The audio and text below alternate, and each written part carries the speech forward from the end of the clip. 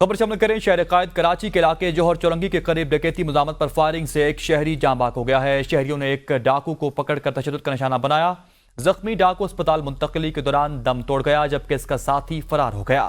Police کا کہنا ہے کہ فائرنگ میں ایک شہری زخمی بھی ہوا جسے اسپتال منتقل کر دیا گیا۔ وزیر داخلہ سندھ نے فائرنگ میں شہری کے جاں بحق ہونے کا نوٹس لیتے ہوئے ایس ایچ او شارع فیصل کو معطل کرنے کا حکم دے دیا ہے۔